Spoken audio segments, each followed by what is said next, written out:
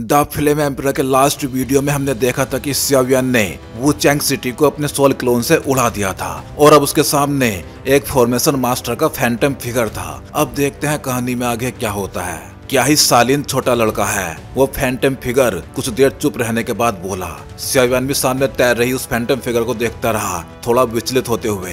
हालांकि उसे golden dragon king की सटीक पावर का अंदाजा नहीं था, पर वो जानता था कि वो उसके मास्टर तो उसी की तरह ग्रेट 1000 वर्ल्ड के पीक पे खड़ा है। अगर उसका इतना पावरफुल मास्टर भी इस बैटल फॉर्मेशन मास्टर की इतनी तारीफ कर रहा है तो उसका मतलब साफ था, सामने खड़ा ये बंदा बेहद शक्तिशाली था और xiaoyan को भी अब बस शक्ति ही चाहिए थी ताकि वो अपनी फैमिली के रहस्यों का हल निकाल सके, अपनी पत्नी को ढूंढ सके और इस अजनबी डोडी कॉन्टिनेंट पे खुद को साबित कर सके। हालांकि उसके पास फ्लेम मंत्रा था जिससे वो होली फ्लेम मतलब सैंग यान को निगल के अपनी ताकत बढ़ा सकता था, पर होली फ्लेम बहुत कीमती था और अब तक xiaoyan को उसका कोई पता तक नहीं था, इसलिए भी वो थोड़ा बेचैन था। बैटल फॉर्मेशन मास्टर बनना आसान नहीं है, भले ही तुम्हारी मेंटल स्ट्रेंथ किसी तरह योग्य हो, पर उस राह में जो दर्द है वो जरा भी कम नहीं। वो फैंटम फिगर धीरे से बोला, सीनियर चिंता मत कीजिए, चाहे जितनी भी मुश्किल हो मैं हार नहीं मानूंगा। xiaoyan ने हल्की मुस्कान दी।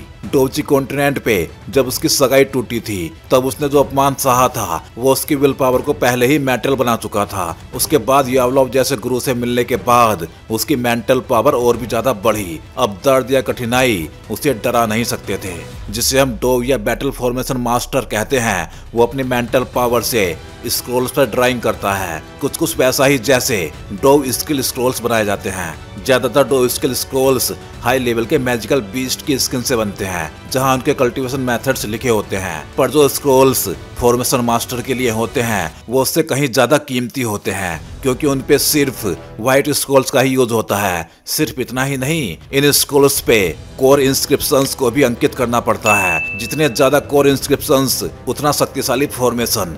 एक रियल फॉर्मेशन मास्टर पलक झपकते लाखों सैनिकों को घेर सकता है। तुम्हारी सोल पावर पहले से ही एम्परर रैल्म मॉर्टल लेवल तक पहुंच चुकी है। अगर तुमने मेंटल पावर और सोल पावर को संतुलित रखा तो फ्यूचर में तुम सुप्रीम रैल्म तक पहुंच सकते हो। ईमानदारी से कहूँ, मैं तुम्हारे आने वाले समय को लेकर उत्साहित हूँ। आखिरकार मैं खुद भी उस समय सिर्फ मेंटल पावर पर ध्यान दे रहा था, सोल पावर तो लगभग भूल ही गया था। वो फैंटम फिगर धीरे धीरे बोल रहा था। xiaoyan ने हर शब्द ध्यान से सुना और अंदर तक हिल गया। समय कम है, पहले तुम्हारे लिए इंस्क्रिप्शंस ऑफ लाइफ को संजो देते हैं। फिर उसके झुर्रियों भरे हाथ उठे और एक व्हाइट लाइट xiaoyan के सिर की ओर बढ़ी। रिलैक्स करो, वो फिगर बोला, क्योंकि xiaoyan के भीतर की सोल फोर्स जैसे किसी दुश्मन से लड़ने लगी थी। ठीक है, xiaoyan ने आंखें बंद करते हुए सहमति दी। जैसे ही वो व्हाइट लाइट उसके सिर में दाखिल हुई, सोल पावर ने जैसे युद्ध छेड़ दिया। xiaoyan दंग रह गया, पर उसने तुरंत उसे दबाना स्टार्ट किया। धीरे धीरे वो व्हाइट लाइट उसके मन में समा गई और तभी उसके शरीर में निवान पैलेस मतलब सोल सी नाम की जगह पे भयंकर वेव्स उठी। उसका शांत चेहरा अब दर्द से डिस्टॉर्ट होने लगा था। निवान पैलेस जो पहले उंगली जितना छोटा था अब व्हाइट लाइट से फैलने लगा। हर सर्किल के साथ xiaoyan की आंखों में खून उतर आया। अब डोव फॉर्मेशन मास्टर के मेथड्स हजारों साल से खो चुके हैं। अगर सहन नहीं कर पा रहे तो छोड़ दो, वो फैंटम फिगर बोला। नहीं, xiaoyan ने दांत भींचते हुए कहा और उसके मुंह, नाक, कान से खून की बूंदें बह निकली। गोल्डन ड्रैगन किंग ने भी उसकी हालत देख पुरानी यादों में डूबते हुए आह भरी। 1 मिनट, 2 मिनट, 5 मिनट और फिर xiaoyan की चीख गूंज उठी और तभी निवान पैलेस में 3 कमजोर धमाके हुए और वो जगह खुल गई जहां इंस्क्रिप्शंस ऑफ लाइफ समा सके। xiaoyan की भौहें कांपी। यही वो पल था जो तय करता था कि कोई व्यक्ति सच में डोव फॉर्मेशन मास्टर बना या नहीं। आराम करना चाहते हो, वो आकृति बोली, पर xiaoyan ने सांस लेते हुए कहा, नहीं, पूरी ताकत लगाओ। फैंटम फिगर संतुष्ट हुआ। फिर उसके हाथों में एक मिस्टीरियस व्हाइट मिस्टिक रूइन प्रकट हुआ। उस रूइन से xiaoyan को ऐसा लगा मानो उसके सामने स्वयं कोई गॉड खड़ा हो। ये इंस्क्रिप्शन है डिवाइन मूवमेंट। भले ही ये डिवाइन इंस्क्रिप्शन का सिर्फ चौथा हिस्सा है, पर अगर तुम इसे ट्रेन कर लो तो डोव जियान से निपटने में कोई समस्या नहीं होगी। बाकी 3 भाग जहां किस्मत ले जाए वहीं मिलेंगे। अब अपनी सोल पावर को संकुचित करो क्योंकि तुम्हारा इंस्क्रिप्शन ऑफ लाइफ शरीर में प्रवेश करने वाला है, वो फिगर चिल्लाया। xiaoyan ने आदेश का पालन किया। सारी सोल पावर अपने सोल रैल्म में खींच ली। निवान पैलेस भी उत्साह से कांपने लगा। जैसे ही व्हाइट सील उसके माथे से टकराई, उसका क्लैन मार्क चमक उठा, मानो प्रवेश का विरोध कर रहा हो? क्या ये डाउ मार्क लैंग्वेज है? वो फिगर आश्चर्य से चिल्लाया। सियावियन ने तुरंत ध्यान लगा के क्लैन मार्क को शांत किया। रेजिस्टेंस खत्म होते ही व्हाइट सील उसके शरीर में समा गई। जैसे ही वो निवान पैलेस में पहुंचा, सोल रेल्म में प्रचंड शक्ति का विस्फोट हुआ। सियावियन ने महसूस किया कि उसका सोल रेल्म दो हिस्सों में बट गया है। डैम, सियावियन ने दांत पीसते हुए कहा। दोनों शक्तियां भिड़ गई थी। अगर उसने तुरंत कंट्रोल ना किया तो शरीर फटकर राख बन जाता। मुझे यकीन नहीं हो रहा कि ये मुझसे लड़ सकता है, क्योंकि ये शक्ति तो मेरी अपनी है। सियावियन गर्जा। पूरा शरीर डोची से ढक गया। भयंकर जद्दोजहद के बाद फाइनली वो व्हाइट डिवाइन इंस्क्रिप्शन निवान पैलेस में स्टेबल हो गया। भले ही उसकी मानसिक शक्ति लगभग टूट चुकी थी, पर वो जिंदा था। सियावियन हाँफते हुए मुस्कुराया। अब वो एक रियल बैटल फॉर्मेशन मास्टर था। अब अगला कदम कोर इंस्क्रिप्शन को अंकित करना है, वो आकृति बोली, और उसके हाथों में एक व्हाइट स्क्रोल प्रकट हुआ। अपने शरीर में मौजूद डिवाइन मूवमेंट सेल को एक्टिवेट करो और इस स्क्रोल पे कोर इंस्क्रिप्शंस अंकित करो। जितनी तुम्हारी मेंटल पावर उतने ज्यादा इंस्क्रिप्शंस। सियावियन ने आंखें बंद की और अपनी नई प्राप्त डिवाइन सील को एक्टिवेट किया। धीरे धीरे उसकी मेंटल पावर बाहर निकली और स्क्रोल पर रहस्यमय चिन्ह उभरने लगे। 1, 2, 10, 50, 100। जब 100वां इंस्क्रिप्शन बना, सियावियन का शरीर पसीने से भीग गया। पहली बार में 100 कोर इंस्क्रिप्शंस। वो आकृति भी हैरान थी। एंशिएंट टाइम में 50 भी टैलेंटेड माने जाते थे और ये लड़का 100 बना चुका था। सियावियन ने अपना सिर हिलाया। फिर उसने अपने क्लोन को सोल रेल्म से बुलाया और उस फॉर्मेशन को चेक किया। जैसे ही स्क्रोल एक्टिवेट हुआ, पूरे एरिया में सैकड़ों मीटर तक व्हाइट लाइट फैली और अटैक सीधे उसके क्लोन पर हुआ, पर वो सिर्फ हल्की चोट थी। लगता है अगर किसी 3 स्टार या फिर 4 स्टार डोवडी को बांधना है तो कम से कम 1000 इंस्क्रिप्शंस चाहिए। सियावियन बुदबुदाया। लेकिन ये शुरुआत भी बुरी नहीं है, बस थोड़ी ज्यादा मेंटल एनर्जी खर्च होती है। वो मुस्कुराया, क्योंकि अब उसके पास वो ताकत थी जिससे वो फॉर्मेशन बना सकता था जो लाखों को फंसा सकती थी। उसने स्क्रोल को समेटा और निवान पैलेस में झूल रहे अपने डिवाइन सील को देखा, जो अब भी धुंधला था लेकिन स्टेबल। अब वो सच में एक बैटल फॉर्मेशन मास्टर बन चुका था। सीनियर, मेंटल पावर को कैसे कल्टीवेट किया जाए और क्या इसकी कोई रैंकिंग भी होती है? सियावियन ने पूछा। स्पिरिचुअल पावर की cultivation mainly will pay depend करती है। वो आकृति बोल ही रही थी कि वो धीरे धीरे लाइट बन के गायब हो गई। सियावियन ने झुक के प्रणाम किया और फिर नीचे देखा, थोड़ी उदासी के साथ, क्योंकि वो जान गया था कि वो एंशिएंट सीनियर अब अपनी अंतिम शक्ति भी खर्च कर चुका था। सियावियन थोड़ा उदास हो गया था। हालांकि उसने लाइफ इंस्क्रिप्शंस को कंडेंस कर लिया था और फॉर्मेशन भी सीख लिया था, लेकिन उसको ये पता नहीं लगा था कि स्पिरिचुअल पावर को कल्टीवेट कैसे करें। अगर उसे यही नहीं पता कि स्पिरिचुअल पावर को कल्टीवेट कैसे करना है, तो फिर वो अपनी स्पिरिचुअल पावर को बढ़ाएगा कैसे? छोड़ो, जो होगा देखा जाएगा। सियावियन ने भी सिर उठा के कहा। आखिर वो इल्यूजरी फिगर भी अब गायब हो चुका था, तो उसके पास कोई और चारा था भी नहीं। जब से वो डोवडी कॉन्टिनेंट पे आया था, उसे हमेशा से एक बेगानेपन का एहसास होता था, पर अब आगे ऐसा नहीं होगा, क्योंकि इन दिनों सियावियन भी डोवडी कॉन्टिनेंट से काफी परिचित हो गया था। यहाँ भी वैसे ही जैसे डोवडी कॉन्टिनेंट में सब पावरफुल लोगों की इज्जत करते हैं, तो डरने की कोई बात नहीं। क्या कोई रास्ता है स्पिरिचुअल पावर को कल्टीवेट करने का? होना तो चाहिए, ड्रैगन किंग ने भी धीरे से कहा। जब से वो इल्यूजरी फिगर प्रकट हुआ था, गोल्डन ड्रैगन किंग, जो सियावियन का मास्टर था, लगातार किसी गहरी सोच में खो गया था। मास्टर, आप ठीक तो हैं? सियावियन की नजरें इतनी तेज थी कि ये छोटी सी बात भी उससे छिपी नहीं रही। कुछ नहीं, सब ठीक है, क्योंकि अब सब कुछ निपट गया है, तो अब जुआन सेंटियन से आने वाला दूत भी तुम्हें लेने आ जाएगा, गोल्डन ड्रैगन किंग ने कहा। मास्टर, आपने अब ये भी कहा था, स्पिरिचुअल पावर को कल्टीवेट करने का तरीका कहाँ है? सियावियन ने उत्सुकता से पूछा। साफ था कि बैटल फॉर्मेशन मास्टर की इनहेरिटेंस उसके लिए बहुत अट्रैक्टिव थी। सोचो जरा, युद्ध के बीच अगर वो एक फॉर्मेशन बिछा के दुश्मन को रोक सके और उसी दौरान लोटस ऑफ निर्वाणों को फ्यूज कर सके, तो ये कितना भयंकर कॉम्बिनेशन होगा। Burning incense pavilion, golden dragon king ने कहा। दुनिया बहुत विशाल है, असंख्य कल्टीवेशन सेक्ट्स हैं। हर सेक्ट की अपनी कोई ना कोई खासियत है जो सीखने लायक है, लेकिन समय के साथ साथ सैकड़ों हजारों सेक्ट्स के बीच मतभेद गहराते गए और बहुत से सेक्ट्स आपस में दुश्मन बन गए, जिसकी वजह से बहुत सारे सेक्ट्स लुप्त हो गए। फैंजियन पैवेलियन मतलब बर्निंग इंसेंस पैवेलियन एक डिटैच्ड पावर है जुआनलिंग कॉन्टिनेंट में, और उसकी ताकत पे कोई सवाल नहीं। वो इस कॉन्टिनेंट की सबसे पैक्यूलर जगह है, क्योंकि वहाँ 2 तरह के स्टूडेंट्स होते हैं। एक वो जो डोजी कल्टीवेट करते हैं, और दूसरे नॉर्मल स्टूडेंट्स जो एजुकेशन और लिटरेचर में माहिर होते हैं। बाकी सेक्ट्स सिर्फ कल्टीवेटर्स को स्वीकार करते हैं। यही वजह है कि फैंजियन पैवेलियन हालांकि रैंक में सबसे नीचे है, फिर भी ये सबसे ज्यादा लोकप्रिय स्थान है। और डोवडी कॉन्टिनेंट में वेपन्स भी बहुत महत्वपूर्ण है। यहाँ 4 तरह के वेपन्स होते हैं: divine artifact, immortal artifact, spiritual artifact और मोर्टल आर्टिफैक्ट। मोर्टल आर्टिफैक्ट सबसे नॉर्मल होते हैं,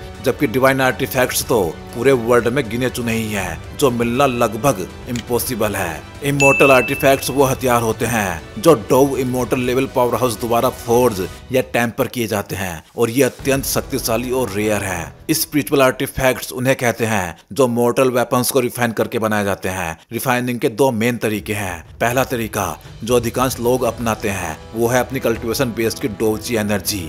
इसको लगातार अपने मोर्टल वेपन में इंजेक्ट करना। लंबे समय की टेम्परिंग के बाद उसकी शक्ति बढ़ जाती है और वो मोर्टल से स्पिरिचुअल लेवल तक पहुंच जाता है। लेकिन इस प्रोसेस में बहुत समय और एनर्जी लगती है, और मजबूत विल पावर के बिना ये संभव नहीं। यही वजह है कि बहुत कम लोग इसे अपनाते हैं। दूसरा तरीका है डेमोनिक रिफाइनमेंट मेथड। इसमें जिंदा सोल्स या मैजिकल बीस्ट की सोल्स को हथियार में जबरदस्ती बाइंड किया जाता है ताकि उसकी शक्ति बढ़े और वो स्पिरिचुअल वेपन बन जाए। लेकिन यह तरीका अत्यंत क्रूर है और ग्रेट 1000 वर्ल्ड में निंदनीय माना जाता है। डेमन रेस के लोग इस मेथड का यूज सबसे ज्यादा करते हैं क्योंकि ये तेज और कम मेहनत वाला रास्ता है। तुम्हारे हाथ में जो ये एंशिएंट हैवी रूलर है वो भी अब स्पिरिचुअल वेपन के लेवल पे पहुंच चुका है। और क्योंकि अब हम जुआन सेंटियन जा रहे हैं, एक बात हमेशा याद रखना, इस संसार में मनुष्य के अलावा भी अनेक जीव हैं जो अपने वास्तविक स्वरूप को साधने में लगे हैं और मानव बनने की आशा रखते हैं। लेकिन मनुष्यों की नजरों में वो सब डेमंस,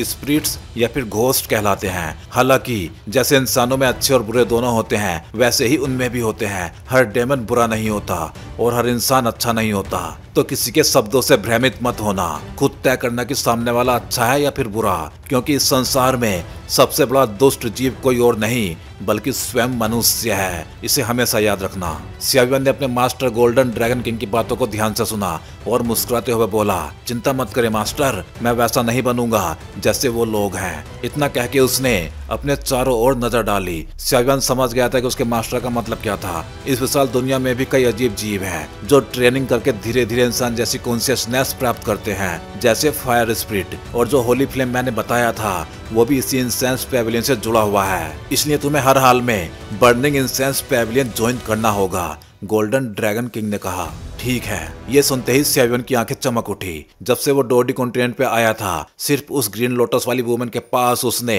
होली फ्लेम की पावर देखी थी। अब तक उसे होली फ्लेम के बारे में कोई सुराग तक नहीं मिला था। अब जब उसके मास्टर ने खुद होली फ्लेम का नाम लिया है तो यह सुई को भूसे में ढूंढने से कहीं ज्यादा आसान हो गया था। सियावियन को पूरा यकीन था कि उसके शरीर में मौजूद हेवनली फ्लेम और ग्रीन लोटस वाली वुमन की होली फ्लेम के बीच कोई गहरा संबंध जरूर है, और ये मिस्ट्री उसे खुद ही सुलझानी होगी। होली फ्लेम की शक्ति सचमुच अद्भुत थी। उसका ओरिजिन और भी भयानक था। हालांकि सियावियन ने कोशिश की थी कि अपनी हेवनली फ्लेम से उस सोर्स की पावर को एक्टिवेट करे, लेकिन वो होली फ्लेम जैसी नहीं थी। इसलिए उसका मन होली फ्लेम के लिए और भी अधिक विचलित हो गया। ठीक है, अब वापस यू फैमिली चलते हैं। वहाँ रहोगे तो कई परेशानियां कम हो जाएंगी। ये सुनकर सियावियन ने सिर हिलाया। उसने अपने भीतर झांका। सोल रैल्म में मौजूद अवतार, निवान पैलेस में डिवाइन इंस्क्रिप्शन सील, अब सब कुछ नॉर्मल था। वो मुस्कुराया, उठा और यू फैमिली की ओर चल पड़ा। उसके शरीर में विशाल सोल पावर और स्पिरिचुअल पावर अलग अलग होके भी किसी इनविजिबल थ्रेड से जुड़े हुए लग रहे थे। वो मन ही मन सोचता रहा, फिर एक झटके में केव से बाहर निकला और यू फैमिली की दिशा में उड़ गया, यू फैमिली कंपाउंड में। फादर, सियावियन ठीक तो होगा ना? योरू ने चिंतित होकर पूछा। चिंता मत करो। जब सियावियन ने खुद ही मुरे फैमिली और वू चैंग से पीछा छुड़ा लिया तो समझो वो कोई नॉर्मल इंसान तो है नहीं, यूयू ने शांत आवाज में कहा। उसे भी इस बात पे गर्व था कि सियावियन को रूइंस से इतनी बड़ी फॉर्चून मिली और मुरे फैमिली की पकड़ से उसका बच निकलना ये कोई मामूली बात नहीं थी। वो लोग पहले डेमोनिक बीस्ट माउंटेन्स के अंदर सियावियन को ढूंढने गए थे, लेकिन खोज असफल रही। फिर वू चैंग में जो विस्फोट हुआ वो निश्चित रूप से सियावियन से जुड़ा हुआ था। यूरो को याद था झरने के पास फ्लेम एनर्जी इतनी ज्यादा भयानक थी कि पूरे झरने का प्रभाव मुड़ गया था। वो सीन देख के उसका दिल कांप सा गया था। खोज विफल होने के बाद वो वापस यू फैमिली लौट आए। जैसे ही वो वहां पहुंचे, वो चैंग की दिशा में आसमान फट पड़ा और तभी सबको याद आया श्यावियन ने कहा था मैं उन्हें एक बड़ा सा तोहफा दूंगा। अब यूरू बार बार टहल रही थी, चिंता उसके चेहरे पे साफ झलक रही थी। यूजू ने भी उसे देखा और धीरे से मुस्कुरा दिया। इसी बीच एक सुंदर नौजवान टोपी पहने यू फैमिली के पीछे वाले दरवाजे से अंदर आया। तुम लौट आए? यूरू चौंक पड़ी। हाँ, और तुम्हारी बहन? वो अपने रास्ते चली गई। दोनों ने नॉर्मल ढंग से बात की। श्यावियन ने चिग्युआन के बारे में कुछ नहीं बताया, उसे खुद समझ नहीं आ रहा था कि कैसे कहे। और दूसरा, जितने कम लोग जाने उतना बेहतर। ठीक है, यूयू बीच में बोला और श्यावियन को ऊपर से नीचे तक देखते हुए कहा, तुम्हारी सोल पावर थोड़ी कमजोर लग रही है। क्या वुचैंग में जो विस्फोट हुआ था वो तुम्हारा ही काम था? उनके लिए एक छोटा सा गिफ्ट था। श्यावियन ने मुस्कुरा के कहा, भले ही वो झगड़ा नहीं चाहता था, पर अगर उन्होंने उसे फंसाने की कोशिश की तो सजा मिलनी ही चाहिए थी। और डेमोनिक बीस्ट माउंटेन्स में जो हुआ वो बस एक नई फाइटिंग स्किल की प्रैक्टिस थी। तुम वाकई रूथलेस हो, लेकिन मुझे तुम्हारा स्वभाव पसंद है, यूजू ने हंसते हुए कहा। लेकिन वुचैंग के लोकल एम्परर्स को इतना बेबस देखे बहुत अरसा हो गया था। क्या तुमने किसी सेक्ट को ज्वाइन करने का फैसला किया है? बर्निंग इंसेंस पैवेलियन, श्यावियन ने शांत आवाज में कहा। अच्छा चुनाव है, वहाँ फायर एट्रीब्यूट कल्टिवेटर्स को काफी प्राथमिकता मिलती है, और अगर तुम अल्केमिस्ट हो तो वहाँ तुम्हारी बहुत इज्जत होगी, यूयू ने कहा। लेकिन याद रखना, मेरी बेटी ने वैनहुआ पैवेलियन ज्वाइन किया है, जो फैंजियन पैवेलियन का राइवल है। फिर भी जब तुम दोनों बाहर आओ तो एक दूसरे का ध्यान रखना। सीनियर, चिंता ना करें, मैं समझ गया। श्यावियन ने तुरंत सिर झुका लिया। हालांकि दोनों सेक्ट विरोधी थे, लेकिन दोनों जुआन सेंटियन के एक ही वर्ल्ड में स्थित थे, इसलिए दूरी ज्यादा नहीं थी। ठीक है, मैं देख रहा हूँ तुम्हारी सोल स्ट्रेंथ अभी भी थोड़ी कम है, कुछ दिन आराम करो, कुछ ही टाइम में जुआन सेंटियन से दूध तुम्हें लेने आएगा। जी, दोनों ने उत्तर दिया। फिर श्यावियन और यूरू अपने अपने कमरों में लौट गए। लकड़ी के बिस्तर पर बैठ के श्यावियन ने आंखें मूंद ली। उसके हाथ अजीब अजीब सील बना रहे थे और हर सांस के साथ उसके भीतर एक परफेक्ट साइकिल चल रहा था। अब उसके माथे से सोल पावर की वेव्स बह रही थी। अजीब बात है, सोल पावर और स्पिरिचुअल पावर कुछ कुछ सेम है, पर फिर भी वो दोनों ही इंडिपेंडेंट फॉर्म में मौजूद हैं। जब सोल पावर को सोल फॉर्मूला से कल्टीवेट किया जा सकता है तो स्पिरिचुअल पावर के लिए भी कोई फॉर्मूला तो होना चाहिए, पर मिलेगा कहाँ? श्यावियन बुदबुदाया। चिंता मत करो, जब जुआन सेंटियन पहुंच जाओगे सब मिल जाएगा। अभी ज्यादा चिंता करना बेकार है। गोल्डन ड्रैगन किंग की आवाज आई। ठीक है। उसने गहरी सांस छोड़ी, आंखें खोली और महसूस किया कि उसकी सोल पावर पहले से कई गुना मजबूत हो चुकी है। लगभग 8-9 से तक रिकवर हो गई है। माथे पे मौजूद सोल लैम्प को महसूस करते हुए श्यावियन मुस्कुराया। वो जानता था इस दुनिया में केवल स्ट्रेंथ ही सुरक्षा है, क्योंकि अगला पल क्या लाए कोई नहीं जानता। कुछ देर बाद उसने संतोष पूर्वक सिर हिलाया, थकाहारा बिस्तर पे लेट गया और गहरी नींद में चला गया। कुछ दिन बीत गए। सुबह की पहली किरणों के साथ पूरा यू फैमिली सतर्क हो गया, क्योंकि आज जुआन सेंटियन से दूत आने वाला था। पिछले कुछ दिनों से श्यावियन आराम कर रहा था और अपने सोल पावर को स्टेबल कर रहा था। आज जैसे ही वो कमरे में था, बाहर से एक बुरी आवाज आई। एल्डर श्याओ, पैट्रैच यू ने आपको हॉल में बुलाया है। यू फैमिली की हेल्प करने के बाद श्यावियन को वहाँ एल्डर की उपाधि दी गई थी, इसलिए ये सब उसको अजीब नहीं लगा। हाँ, आ रहा हूँ, वो बोला, कपड़े बदले और दरवाजे के बाहर खड़े सफेद वस्त्रों वाले बूढ़े की ओर मुस्कुराया। चलो बटलर मून, बूढ़े ने सिर हिलाया। उसकी धुंधली आंखों में एक पल के लिए ईर्ष्या की झलक उभरी। इतनी कम एज में इतनी पावर और ऊपर से हाई रैंक्ड अल्केमिस्ट, ऐसा जीवन हर कोई चाहता है। वो दोनों पिछवाड़े से होके रिसेप्शन हॉल तक पहुंचे। बटलर ने दरवाजे पे श्यावियन को रुकने का इशारा किया, फिर धीरे से दरवाजा खटखटाया और भीतर चला गया। हॉल बड़ा था। ऊपर की सीट पे यूयू और थर्ड एल्डर बैठे थे, साथ ही कुछ बाकी एल्डर्स भी थे, जिनमें यूरू भी थी। उसने श्यावियन को देखते ही मुस्कुरा दिया। सामने एक अजनबी बंदा बैठा था, साधारण कपड़ों में मिड एज बंदा। वही शायद जुआन सेंटियन का मैसेंजर था। यूयू और वो दोनों कुछ बातें कर रहे थे। चेहरे पे सौम्य मुस्कान थी। क्या यही वो यंग मैन है जिसे रूइंस में ग्रेट फॉर्चून मिली? उस बंदे ने श्यावियन की ओर देख के पूछा। हाँ ब्रदर हूँ, यही वो लड़का है, यूयू ने भी कहा और फिर अपने सोल फोर्स से चुपचाप श्यावियन को इशारा किया। बुरा नहीं है, ये विशाल सोल पावर किसी आम इंसान की पहुंच से बहुत आगे है। मैं देख रहा हूँ कि इस लड़के में फायर एट्रीब्यूट है। क्या ये एक अल्केमिस्ट है? वो मिडिल एज्ड आदमी थोड़ा भय सिकोड़ते हुए बोला। जाहिर है श्यावियन ने उसे थोड़ा सरप्राइज कर दिया था। सीनियर ने मेरी बहुत तारीफ कर दी, बस किस्मत का साथ था, मैं भला कैसे आपकी तुलना कर सकता हूँ। सियाव्यान भी ये सुन के उठ खड़ा हुआ और फिर हाथ जोड़ के उस मिडिल एज आदमी को झुक के सलाम किया, लेकिन उसके दिल में हलचल थी। उसने भले ही अपना ऑरा सप्रेस नहीं किया था, पर सामने वाला सिर्फ एक नजर में उसकी फाउंडेशन पहचान गया, और जिस तरह से वो यूयू को ब्रोदर कह के बुला रहा था, उससे साफ था कि इन दोनों के बीच का रिश्ता बहुत गहरा है, इसलिए ताकत भी असाधारण होगी। लड़के, अच्छी किस्मत और ताकत दोनों ही जरूरी है किसी को फॉर्चून हासिल करने के लिए, तो इतना मॉडेस्ट मत बनो, मिडिल एज्ड आदमी ने हंसते हुए कहा। उसके तेज नजर वाले एक्सपीरियंस से वो सियाव्यान में कुछ अलग पहचान चुका था, वो अहंकारी नोबल सन्स की तरह नहीं था। मैंने तो पहले ही ब्रदर यू से सुना था कि इस बार रुइंस से फॉर्चून पाने वाला लड़का साधारण नहीं है। आज देख के सच में लगता है कि कुछ तो खास है।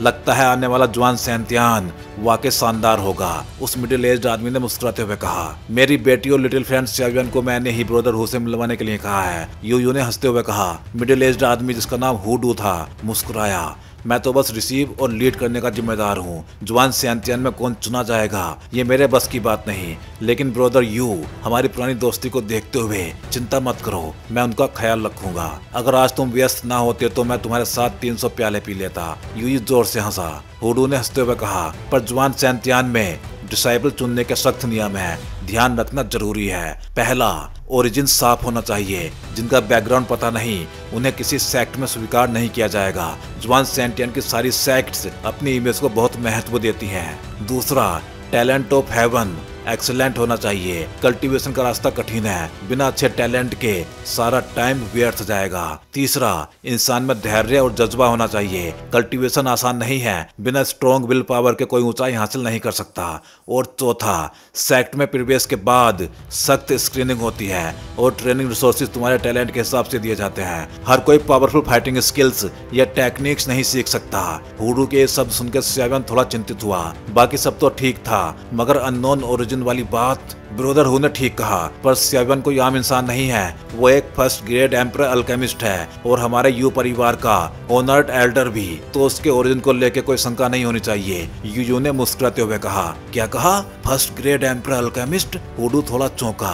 वो जानता था कि जुआन सैंतियान के स्टैंडर्ड ऊंचे हैं, लेकिन इतनी कम एज में इतनी ऊंचाई बहुत ही असाधारण बात थी। अगर सच में ऐसा है तो ये सियाव्यान वाकई भयानक प्रतिभा वाला युवक है। ब्रदर हु, क्या मैंने कभी तुमसे झूठ कहा है? यूजू ने मुस्कुराते हुए कहा। हमारी यू फैमिली के अनगिनत लोगों ने अपनी आंखों से देखा है कि सियाव्यान ने फर्स्ट ग्रेड एम्परर प्यूरिफाइन की और उसे सफलतापूर्वक सबड्यू भी किया।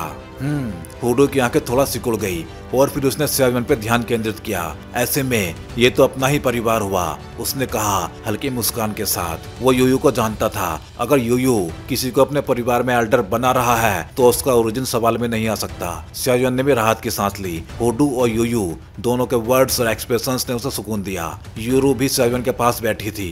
यूरू, अंकल हु को नमस्ते नहीं करोगी? यूयू ने कहा। यूरू अंकल हु को प्रणाम करती है, हुडू ने जोर से हंसते हुए कहा। अरे, जब मैंने तुम्हें पहली बार देखा था तब तुम एक नन्ही बच्ची थी और अब देखो एक सुंदर युवती बन गई हो। हाँ, समय कितनी जल्दी बीत जाता है, देखते ही देखते दशकों निकल गए। यूयू ने भी आहा भरते हुए कहा। तो क्या ये दोनों तुम्हारी बेटी और सियाव्यान जा रहे हैं इस बार? हुडू ने पूछा। हाँ, चिंगचैंग की तरफ से मेरी बेटी यूरू और हमारे एल्डर सियाव्यान जा रहे हैं। फिर दोनों पुरानी यादों में खोकर देर तक बातें करते रहे। ठीक है ब्रदर हु, अब तुम आराम करो, रात को मैं तुम्हारे लिए अच्छी दावत रखवाता हूँ, यूयू ने कहा, क्योंकि देर हो चुकी थी। ठीक है, लेकिन मेरे मिशन को मत भूलना, हुडू ने जम्बाई लेते हुए कहा। चिंता मत करो, मैंने बाकी शहरों को भी संदेश भेज दिया है, वो सब कल चिंगचैंग पहुंचेंगे, तुम उन्हें एक साथ ले जा सकोगे, इससे आसानी रहेगी। अब तुम दोनों भी जाकर आराम करो, कल यात्रा शुरू करनी है, यूयू ने सियाव्यान और यूरू की ओर देख के कहा। दोनों ने सिर हिलाया और अपने अपने कमरे की ओर लौट गए। अगले दिन की सुबह हुडू, जो पिछले दिन यूयू की मेहमान नवाजी से खुश था, जल्दी उठ गया। बाकी सातों शहरों के लोग भी चिंगचैंग की ओर आने लगे। सबको जुआन सैंतियान पहुंचना था, क्योंकि वही एक जगह थी जहां सातों शहरों के प्राउड सन रियल हेवनली जीनियस से मिलने वाले थे। वहां उन्हें और गहरी कल्टीवेशन समझ और रियल रिसोर्सेज मिलते थे। हर शहर का मास्टर चाहता था कि उसकी फैमिली का वारिस उस जगह तक पहुंचे। वो सिटी में एक टूटे फूटे हॉल के सामने कुछ नौकर आसमान की ओर देख रहे थे।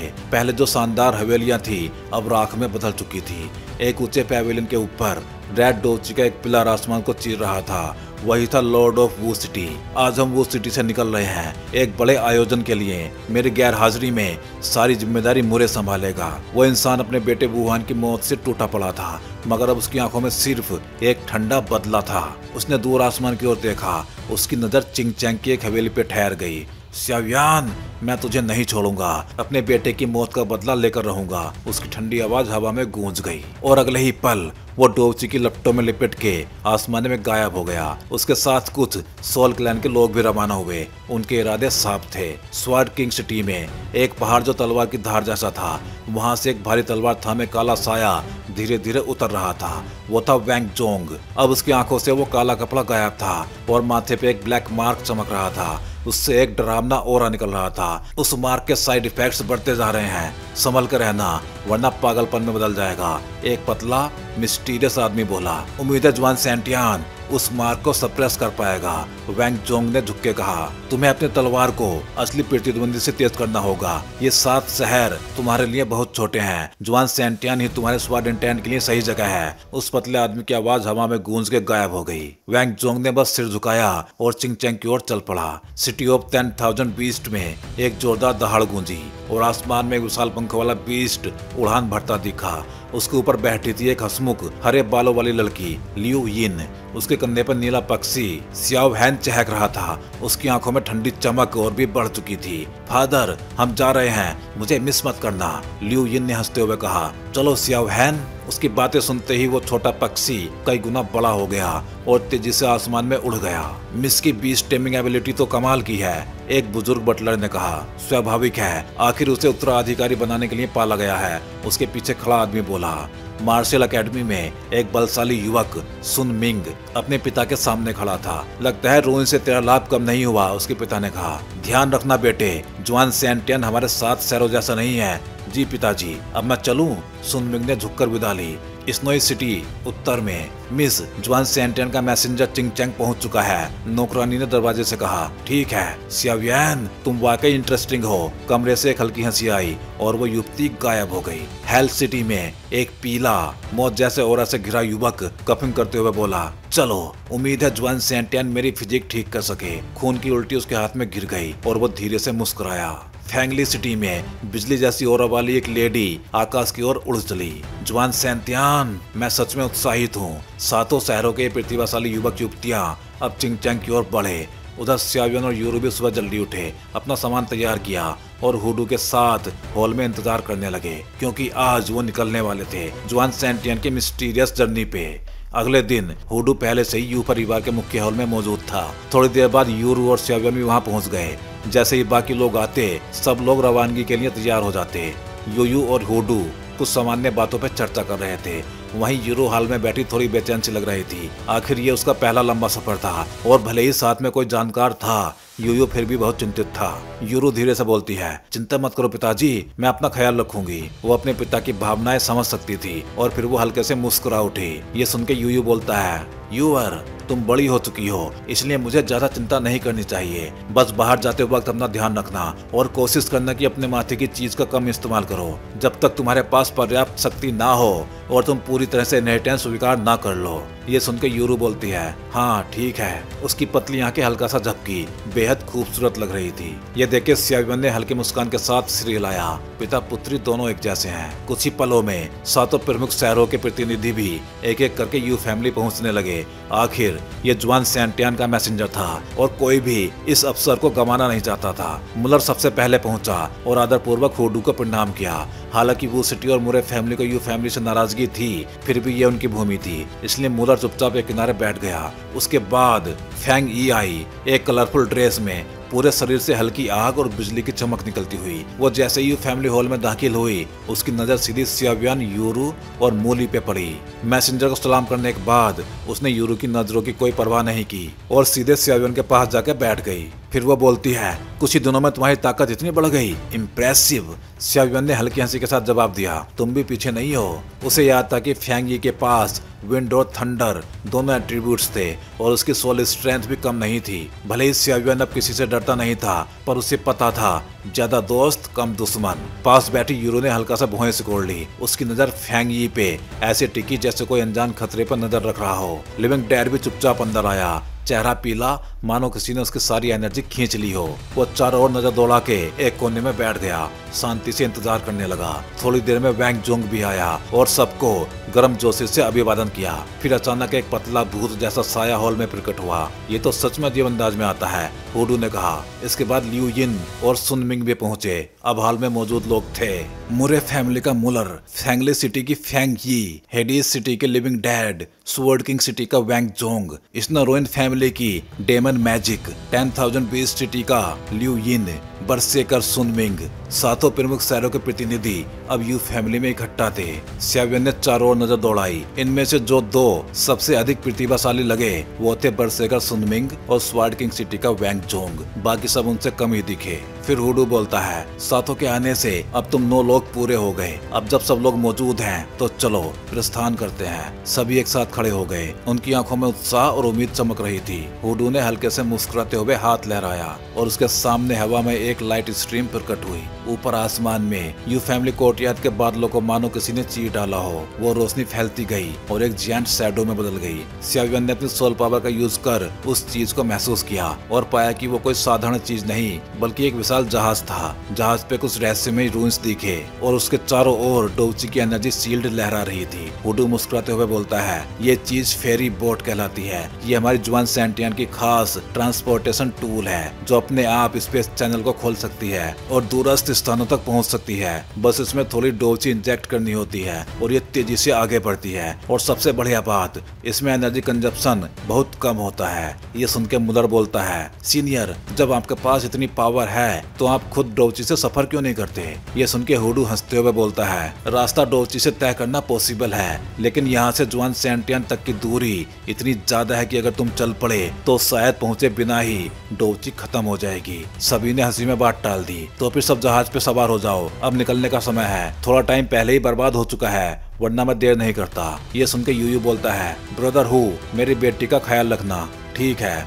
उसने अपने मैसिव डोची को बो में इंजेक्ट किया और फेरी बोट तुरंत गति पकड़ने लगी। पल भर में वो आसमान में गायब हो गई, सीधे जुआन सेंटियन की दिशा में उड़ती हुई। जुआन लिंग कॉन्टिनेंट का चिंगचैंग तो बस एक सीमा थी, जबकि जुआन सेंटियन उस कॉन्टिनेंट का असली कोर था, इसलिए दूरी बहुत अधिक थी। अगर कोई उड़कर वहां पहुंचना चाहे तो ना सिर्फ टाइम बल्कि कई चेक पॉइंट्स और सीमाएं भी पार करनी पड़ती, जो कि 3 स्टार डोडी जैसे कल्टिवेटर्स के लिए इम्पॉसिबल था। इसलिए हुडू का फेरी बोट यूज करना ही सबसे उपयुक्त तरीका था, सुविधाजनक, तेज और रास्ते में उन्हें आवश्यक जानकारी देने के लिए भी सही। फेरी बोट अब एक शांत टनल जैसी जगह से तेजी से गुजर रही थी। जहाज के चारों ओर एक विशाल डोची शील्ड एक्टिवेट था, जिससे सबके मन में राहत थी। हुडू बोलता है, चलो पहले सब लोग अपने कमरे चुन लो, प्रत्येक व्यक्ति के लिए एक कमरा ऊपर की दूसरी मंजिल पे, और रात में सब इकट्ठे हो जाओ, मुझे कुछ जरूरी बातें बतानी है। सबने सिर हिलाया और अपने अपने कमरे में चले गए। रात को एक कमरे में 10 लोग इकट्ठा थे, बीच में हुडू और उसके चारों ओर स्यावियन, यूरू और बाकी सभी 7 शहरों के चुने हुए लोग। माहौल में उत्सुकता भरी थी। हमारी इस स्पीड से हम 1 महीने में जुआन सेंटियन पहुंच जाएंगे, इसलिए कुछ बातें तुम्हें पहले से बता दूं ताकि बाद में शर्मिंदा ना होना पड़े। तुम्हें से किसी को पता है कि जुआन सेंटियन क्या है? सभी ने एक साथ सिर हिलाया। नहीं, हमारा जुआनलिंग कॉन्टिनेंट डोडी कॉन्टिनेंट के 4 भागों में से एक है। भले ही बाकी 3 के मुकाबले हम थोड़ा कमजोर हैं, लेकिन हमारे पास भी एक गौरव है, जुआन सेंटियन। ये वो जगह है जहां असली पीक पावर हाउसेज और टॉप सेक्ट्स मौजूद हैं। स्यावियन ने हल्का सा भौहें सिकोड़ते हुए सोचा, तो ये सच में क्राउचिंग टाइगर, हिडन ड्रैगन जैसी जगह है। हमारे कॉन्टिनेंट में अनगिनत ऐसे शहर हैं जैसे तुम्हारे 7 शहर हैं। हर साल जुआन सेंटियन के सेक्ट्स अपने मैसेंजर्स को भेजते हैं ताकि नए प्रतिभाशाली डिसाइपल्स को खोज सकें। आखिरकार हमारे जुआनलिंग कॉन्टिनेंट ने लगातार 5 बार साइफेंग मार्शल मीट में सबसे नीचा स्थान पाया है। ये सुनकर स्यावियन बोलता है, सीनियर, ये साइफेंग मार्शल मीट क्या है? वो एक ग्रेट प्रतियोगिता है जहां चारों कॉन्टिनेंट्स के कल्टिवेटर्स आपस में भिड़ते हैं। उनका परिणाम तय करता है कि अगले 50 सालों तक किस कॉन्टिनेंट को कितने कल्टीवेशन रिसोर्सेज मिलेंगे। खैर, वो बातें अभी तुम लोगों से दूर हैं। पहले तुम ये सोचो कि सेक्ट में एंट्री कैसे लेनी है। सबने ध्यान से सिर हिलाया। ठीक है, अब असली मुद्दे पर आते हैं। भले ही तुम 7 शहरों के सबसे योग्य हेवंस चूजन हो, लेकिन मैं जो तुम्हें जुआन सेंटियन तक ले जा रहा हूँ इसका मतलब ये नहीं कि तुम वहाँ की सुपर सेक्ट में सीधा प्रीवियस पा लोगे। ये सुनते ही सबके चेहरे गंभीर हो गए। जुआनलिंग कॉन्टिनेंट में हजारों ऐसे शहर हैं, हर जगह अपने अपने हेवंस चूजन है, तो जब सबको मिलाकर देखा जाए तो हजारों लोग हर साल सेक्ट्स में प्रीवियस के लिए आते हैं। इसीलिए जुआन सेंटियन के सभी सुपर सेक्ट्स ने एक नियम बनाया है, तुम सबका अराइवल होने पे तुम्हारी फिजिकल स्ट्रेंथ, सोल पावर और बॉडी कंडीशन की जांच होगी और उसके आधार पर तुम्हें 5 ग्रेड्स में बांटा जाएगा, ग्रेड 1 से ग्रेड 5 तक, जिसमें ग्रेड 5 सबसे ऊंचा होता है। ये सुनकर फैंग ये बोलती है, सीनियर क्या इन ग्रेड्स में बहुत अंतर होता है? बिल्कुल, हालांकि ग्रेड मिलने पे कोई इनाम नहीं मिलेगा, लेकिन ये ग्रेड तय करेगा कि सेक्ट्स तुम्हारी ओर कितनी दिलचस्पी दिखाएंगे। जितना ऊंचा ग्रेड उतना बड़ा मौका। फिर तुम्हें एक सिलेक्शन टेस्ट देना होगा, कभी वो बैटल फॉर्म में होता है, कभी पॉइंट सिस्टम में। हर साल अलग अलग तरीका अपनाया जाता है, लेकिन हर बार एलिमिनेशन रेट 50% से ज्यादा होता है, मतलब तुम में से आधे लोग बाहर हो जाएंगे। ये सुनकर कमरे में सन्नाटा छा गया। जो पास होंगे उनके लिए टॉप 10 को एक्स्ट्रा रिवार्ड्स मिलेंगे और उन्हें अपनी पसंद का सुपर सेक्ट चुनने की आजादी होगी। बाकियों के लिए अगर किसी सेक्ट को तुम पसंद आ गए तो वो तुम्हें रिक्रूट कर सकती है, लेकिन ये बहुत रेयर होता है। जब तक कि तुम्हारे पास कोई स्पेशल फिजिक या रेयर स्किल ना हो। उसकी नजर बरसेकर सुनमिंग और वैंग जोंग पे पड़ी। दोनों ने हल्की मुस्कान के साथ सिर हिलाया। उन्हें भी पता था ये चेतावनी थी, लेकिन वो अपनी क्षमता पे भरोसा रखते थे। स्याविन ने चुपचाप मुस्कुराते हुए सोचा, लगता है जुआन सेंटियन में असली संघर्ष अभी शुरू होगा। तो भाई लोग, इस वीडियो में बस इतना ही। चलिए फिर जल्दी ही मिलते हैं अगले वीडियो में।